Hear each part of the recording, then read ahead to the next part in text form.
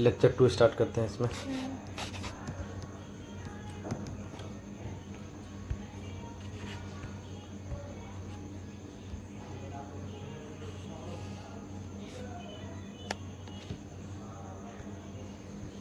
ठीक ना। कहाँ अभी तक आइसोटोप आइसोबार ये सब देख लिए हैं। अब हम लोग देखते हैं चैप्टर 2 आ जाइए। पहले तो हम लोग क्या देख लिए, इससे पहले चैप्टर 1 ऊपर जो था वो क्या था, चैप्टर 1 था। क्या देखे उसमें हम लोग? बेसिक केमिस्ट्री देखे थे, उसमें बॉन्ड सब देखे थे। हाँ, किस चीज़ का पर्पस से? फिर इन्वायरमेंट इंजीनियरिंग के पर्पस से देखे हैं। ठीक है। अब हम लोग देखते हैं चैप्टर 2। क्या है चैप्टर 2? Air pollution. ठीक है, ये देखेंगे हम लोग। ठीक ना। सबसे पहले एक टर्म पढ़ते हैं हाइड्रोलॉजिकल साइकिल।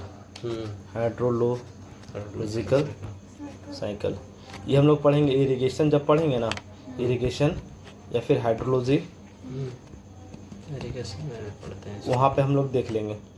ठीक है, कोई दिक्कत वहाँ देख लेंगे। तो अभी इसका नीड है नहीं।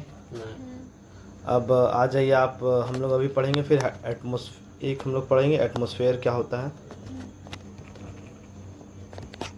ठीक ना। एटमॉस्फेयर को हम लोग जनरली कहते हैं प्रोटेक्टिव लेयर। ये जो एटमॉस्फेयर है वायुमंडल, ठीक ना, वायुमंडल क्या ये प्रोटेक्टिव लेयर है बस। अगर एटमॉस्फेयर नहीं रहेगा, इसको प्रोटेक्टिव लेयर क्यों कह रहे हैं जरा समझिएगा। ये आपका सूरज हुआ, सूरज से जो रोशनी आता है ये अर्थ पे जो रोशनी आता है, अगर ये एटमॉस्फेयर नहीं प्रेजेंट है, ये हो गया ना अर्थ, इसके ऊपर एटमॉस्फेयर प्रेजेंट है ना, ये एटमॉस्फेयर है। अगर ये नहीं प्रेजेंट है डायरेक्टली पेनिट्रेट करेगा, वो रे जो आता है, ठीक है। हाँ, तो जो रे है वो तो कैंसर काउजिंग ये सब बहुत तरह रे होता है ना, तो वो दिक्कत करेगा। इसलिए ये जो एटमॉस्फेयर है, ये जो आपका एटमॉस्फेयर है, ये क्या है? प्रोटेक्टिव लेयर है ना। एटमॉस्फेयर क्या है? प्रोटेक्टिव लेयर है। कारण देख लिए। अब आइए हम लोग एटमॉस्फेयर को देख लेते हैं कि कौन कौन सा एटमॉस्फेयर होता है। ये तो हो गया अर्थ, हो गया ना अर्थ सरफेस। यहाँ देखिए, ये हो गया ना अर्थ सरफेस। ठीक है। अब हम लोग देखते हैं कि एटमॉस्फेयर कितना तरह का होता है। ठीक है, हम लोग ऊपर जा रहे हैं, मतलब हाइट इंक्रीजेस, अर्थ से ऊपर जा रहे हैं। इधर हो गया अर्थ के लॉन्ग लेंथ, ठीक है। एक्स एक्सिस हो गया, ये हाइट ऊपर जा रहे हैं तो क्या हो रहा है, तो हम लोग एक्स एक्सिस में क्या दिखा रहे हैं कि टेम्परेचर के साथ रिलेशन देख रहे हैं कि टेम्परेचर के साथ क्या हो रहा है। एक्स एक्सिस मतलब कि हम लोग लेंथ के लॉन्ग चल रहे हैं तो टेम्परेचर उसमें प्लॉट कर रहे हैं। ठीक है, देखिए ऊपर जा रहे हैं तो हाइट मतलब कि पृथ्वी से कितना ऊपर गए, और इधर क्या है कि हम लोग लेंथ के लॉन्ग में टेम्परेचर को दिखा रहे हैं। ठीक है, तो पहला आप समझिए कि कौन कौन सा ये होता है, वो पहले जान जाइए बस। एटमॉस्फेयर कौन कौन सा होता है, कौन कौन सा था सुने हैं? ट्रोपोस्फेयर, स्ट्रेटोस्फेयर, मेसोस्फेयर,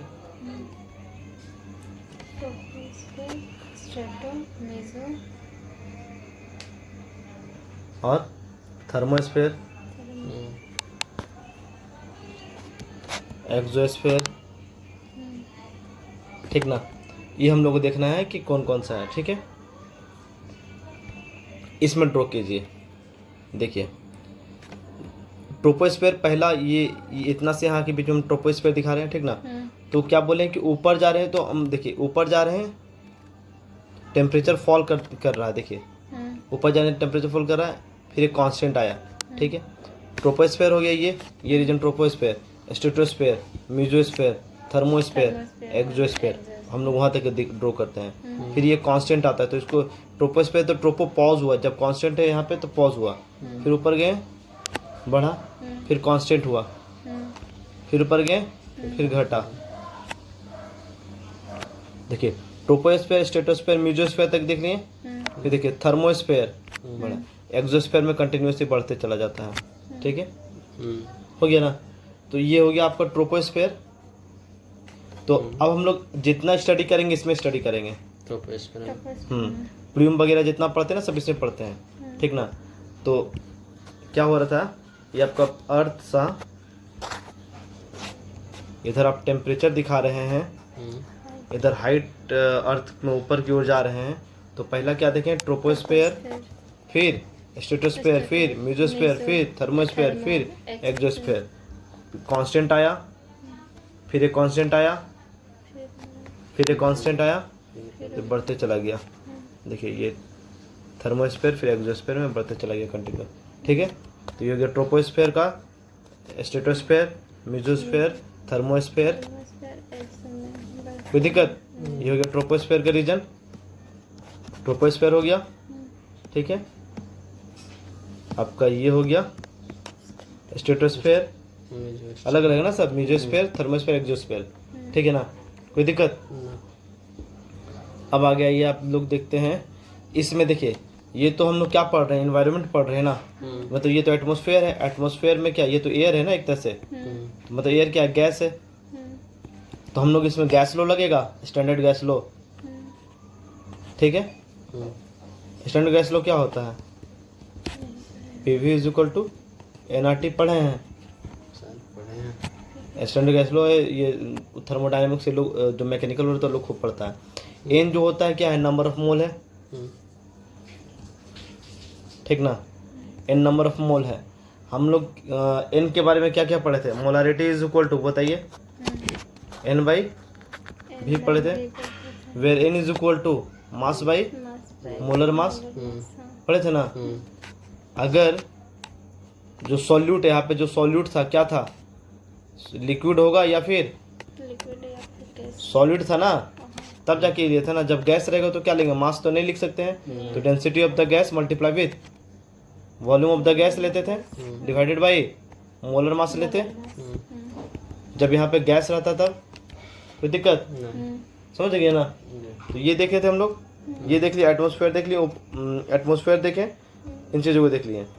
अब क्या इसका मतलब क्या समझ रहे वो बताइए हमको, कुछ मतलब समझे कि ये हम बोल रहे हैं ऊपर गए, हम लोग क्या दिखाएं, पहला ट्रोपोस्फेयर दिखाए ना, कि जो ट्रोपोस्फेयर उसके उधर को छोड़िए, ऊपर गए हाइट इंक्रीज किया। हम लोग को सिर्फ पढ़ना कौन सा है, ट्रोपोस्फेयर वो, क्योंकि हम लोग जो रह रहे हैं ट्रोपोस्फेयर का रेंज देखिए। अब सबसे पहले सबका रेंज जान जाइए कि कितना कितना रेंज है, ठीक ना, तब वहाँ से आगे समझ में आएगा। पहले रेंज बता देते हैं आप लोग को, ठीक है। तो देखिए ट्रोपोस्फेयर का जो रेंज है आपको 7 से लेकर के 16 किलोमीटर तक ट्रोपोस्फेयर पाया जाता है, ठीक है। 7 किलोमीटर से लेकर 16 किलोमीटर का ये जो है वो ट्रोपोस्फेयर है, एटमॉस्फेयर में ना। हाँ। फिर उसके बाद 50 किलोमीटर 16 स्ट्रेटोस्फेयर, फिर मेसोस्फेयर 80 किलोमीटर, क्या, हाँ 16 से 50, फिर 50 से 80, ठीक ना। फिर थर्मोस्फेयर 500 किलोमीटर से ऊपर चले जाइए, फिर उसके ऊपर फिर एक्सोस्फेयर, ठीक है, ग्रेटर देन 500 किलोमीटर, ठीक है। अब हम लोग देखिए सिर्फ इस वाले रीजन की स्टडी करते हैं। तो इसमें क्या होता है, अगर ये जान जाएंगे तो सारा कुछ समझ में आएगा। तो हम लोग इसमें देखेंगे क्या करना है। पहली बात देखिए कि इसको हम सेटिस्फाई करके दिखाएं। देखिए ऊपर जा रहे हैं तो क्या हो रहा है, ऊपर जा रहे हैं तो देखिए इधर हम लोग टेम्परेचर लिखे थे ना, तो ऊपर जा रहे हैं तो क्या हो रहा है, टेम्परेचर डिक्रीज कर रहा है। हाइट इंक्रीजेज, ऊपर गए तो हाइट तो इंक्रीज हो रहा है, टेम्परेचर क्या हो रहा है, डिक्रीज कर रहे हैं, ठीक है। इसमें क्या हुआ, ऊपर गए तो हाइट इंक्रीज किया, इधर गए तो टेम्परेचर, इधर गए तो टेम्परेचर इंक्रीज किया, इधर हाइट इंक्रीज किया, इधर टेम्परेचर इंक्रीज किया। इसमें ऊपर गए तो हाइट इंक्रीज, टेम्परेचर डिक्रीज कर रहा है। ये समझ में आ रहा है ना कैसे हो रहा है, कैसे हो रहा है, समझ रहे हैं कि नहीं, ग्राफ में तो दिख रहा है, ग्राफ में दिख रहा है ना, ठीक है, हो गया, कोई दिक्कत नहीं ना। अब आगे देखिए, अब बताइए PV इक्वल टू NRT बोले है ना, क्या बोल रहे हैं आप, अभी टेम्परेचर डिक्रीज कर रहा है ना, ऊपर जा रहे हैं तो ऊपर जाएंगे तो प्रेशर भी डिक्रीज कर रहा होगा, जब टेम्परेचर डिक्रीज है तो प्रेशर भी डिक्रीजेस। हाँ, आप एक चीज जानते हैं कि मतलब आप हिमालय की तरफ ऊपर बढ़ते जाते हैं तो उधर प्रेशर, एटमॉस्फेरिक प्रेशर कम होने लगता है। तो उसकी वजह से क्या होता है, जब प्रेशर कम होता है तो किसी को नाक से खून आने लगता है, ठीक ना। वही एटमॉस्फेरिक प्रेशर डिफरेंस की वजह से कम होने लगता है ऊपर जाते हैं। तो क्या हुआ, हाइट इंक्रीजेज तो टेम्परेचर डिक्रीजेज, टेम्परेचर डिक्रीज तो प्रेशर डिक्रीजेज, और जब प्रेशर डिक्रीज करेगा तो नाक से ब्लीडिंग आता है कई लोगों का, ये सब देखे हैं ना, सुने हैं ना। तो वही सब रीजन है, समझे। हो गया।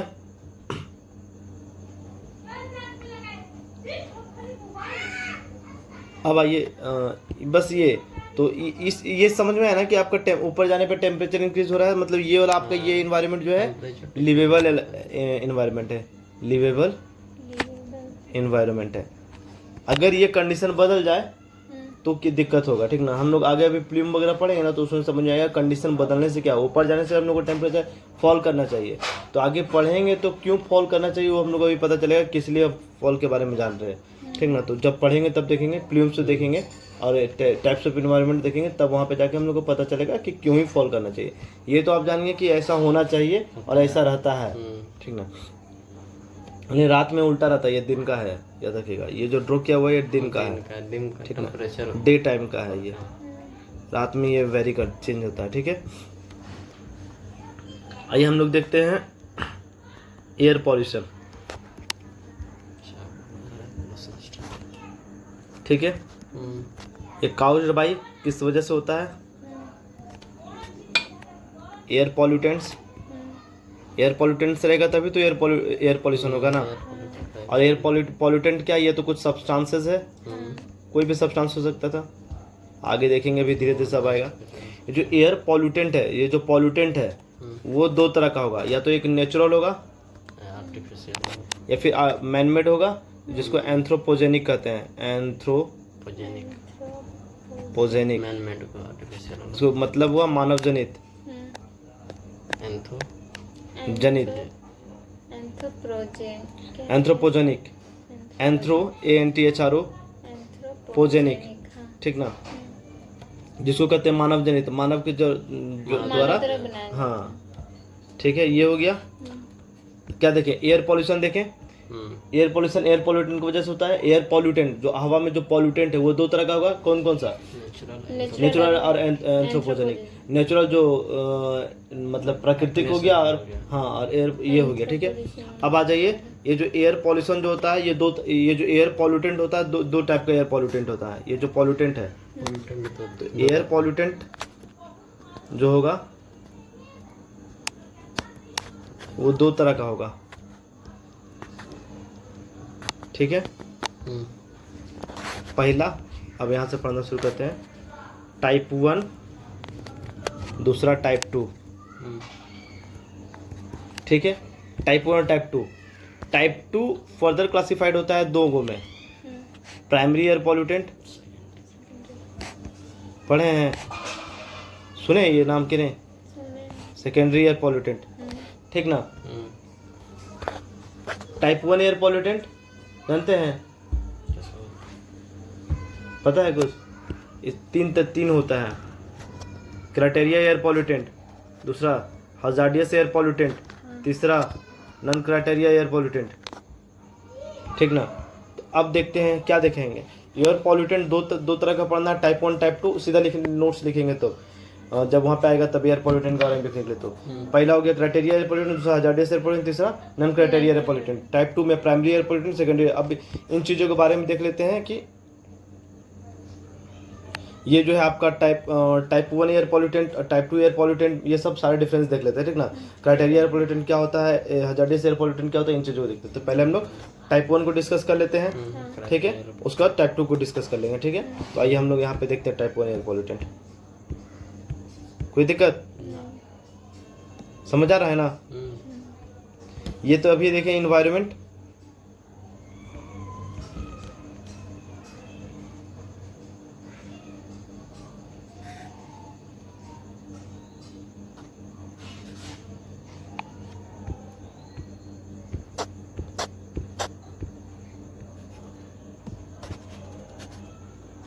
क्या देखना हम लोग को, क्राइटेरिया एयर पोल्यूशन, पहले टाइप 1 एयर पॉल्यूटेंट को देखेंगे। टाइप 1 में पहला ए नंबर हम लोग criteria air pollutant, criteria air pollutant, ठीक है। नाम से